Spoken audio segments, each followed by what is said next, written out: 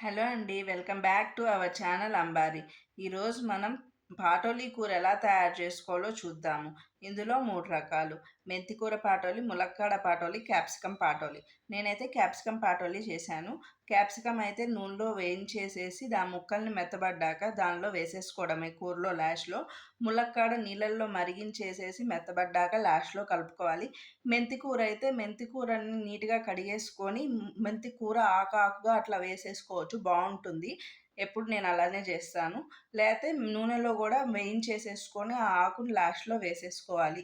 అంతే అండి. ఇప్పుడు దీని ప్రాసెస్‌లోకి ఎళ్ళిపోదాము. ఈ గ్లాస్‌తో ఒక గ్లాస్ శనగపప్పు, అర గ్లాస్ కందిపప్పు, అర గ్లాస్ పెసరపప్పు వేసి నానబెట్టుకోవాలి. 2 అవర్స్ ఖచ్చితంగా నానబెట్టుకోవాలి. ఇది నానిపోయింది. సో ఇప్పుడు ఇది మిక్సీ పట్టాలన్నమాట. ఎక్కువ ఉన్నాయి కదా, హాఫ్ వేద్దాము. పప్పు మిక్సీలో వేసుకోవాలి ఫస్ట్. కొంచెం మిక్సీలో పప్పు వేసుకొని ఇంకా మిగిలిన పప్పు పక్కన పెట్టుకున్నాము. సో ముందు ఈ పప్పుకి తగ్గ ఎండుమిరపకాయలు, జీలకర్ర, ఉప్పు వేసుకోవాలి. ఇప్పుడు దీన్ని మిక్సీ పట్టేసుకుందాం. వాటర్ అస్సలు వాడకూడదు.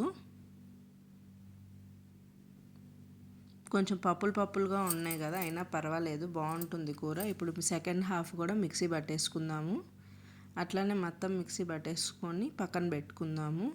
ఇప్పుడు బాండీలో ఆయిల్ వేసుకొని పక్కన పెట్టుకోవాలి. ఆయిల్ వేసుకొని మినప్పప్పు, ఆవాలు, ఎండుమిర్చి వేయాలి. అది వేగంగానే ఈ పిండి కూడా అందులో వేసేసుకోవాలి. మంచిగా కలుపుతూనే ఉండాలి. ఇది అడుగంటనీయకూడదు. కొంచెం టైం పడుతుంది. ఆయిల్ కూడా ఎక్కువే పడుతుంది. ఆయిల్ వేసుకోవాలి. ఆయిల్ వేసుకొని ఒకసారి బాగా కలుపుకోవాలి.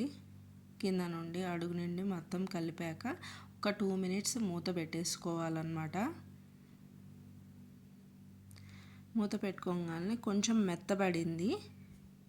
సో ఇంకా పెట్టాలి, విడివిల్లాడుతూ రావాలన్నమాట. ఇంకా మూత పెట్టక్కర్లేదు దాని మీద.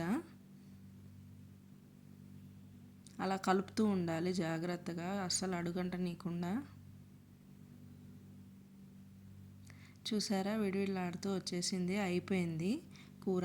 ఇప్పుడు ఇందులో క్యాప్సికమ్ కలుపుకోవాలి. క్యాప్సికమ్ కలుపుకోవాలంటే ఫస్ట్ దాన్ని చిన్న ముక్కలుగా కట్ చేసుకొని పక్కన పెట్టుకోవాలి క్యాప్సికమ్ని. ఇప్పుడు ఇది నూనెలో వేయించాలన్నమాట.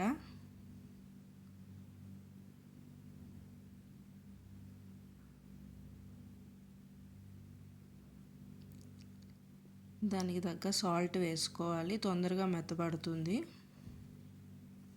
సాల్ట్ వేసేసుకొని కలుపుకొని మూత పెట్టుకోవాలి. మెత్తబడ్డాక తీసి ఈ కూరలో కలిపేసుకోవడమే. అంతే అండి, ఎంతో టేస్టీగా ఉండే పాటోలి రెడీ అయిపోయింది.